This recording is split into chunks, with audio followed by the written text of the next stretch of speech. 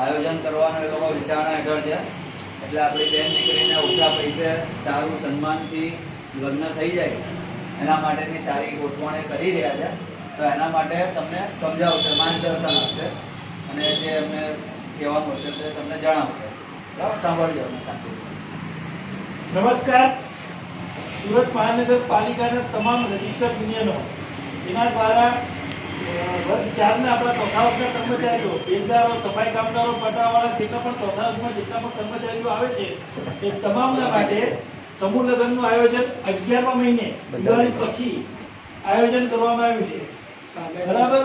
એટલે કર્મચારી અને કર્મચારીઓના છોકરા છોકરીઓ, કર્મચારી લગ્ન કરવાના હોય તો કર્મચારીઓ અને અથવા કર્મચારીઓના છોકરા છોકરીઓ એમને ચાન્સ આપવા, એમના માટે આ લગ્ન આખું આયોજન કરવામાં આવેલું છે સમૂહ લગ્નનું. એટલે જે કોઈ જોડાવવું હોય તો આવતા મહિને 1 થી 10 તારીખમાં ફોર્મ ચાલુ થશે ભરવાના. એટલે ફોર્મમાં બધી વધારે માહિતી હશે કે એમાં કેટલા પૈસા ભરવાના, ક્યાં આયોજન છે, બધું જ એમાં નક્કી કરવા ફોર્મમાં બધી માહિતી છે. અત્યારે ફક્ત તમને લોકોને જાણકારી માટે અને માહિતી આપવા માટે જ આવેલા છે કે આ 11મા મહિને સમૂહ લગ્ન છે.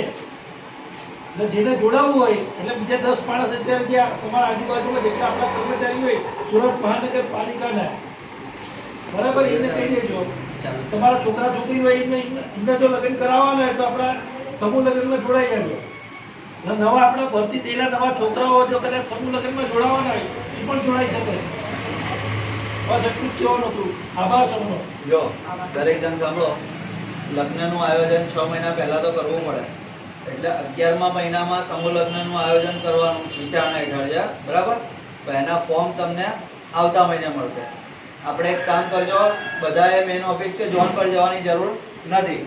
જેને પણ સમૂહ લગ્નમાં જોડાવાની ઈચ્છા હોય, જેવી આપણા કુંવારા છોકરા છે, એક છે કેટલા છે, 2-3 જે હોય, જો વાંધો નહીં, ઘરમાં કોઈના પ્રસંગ કરવાનો હોય તો અહીંયા અમને કહી દેજો, અમે ફોર્મ મંગાવી આપીશું.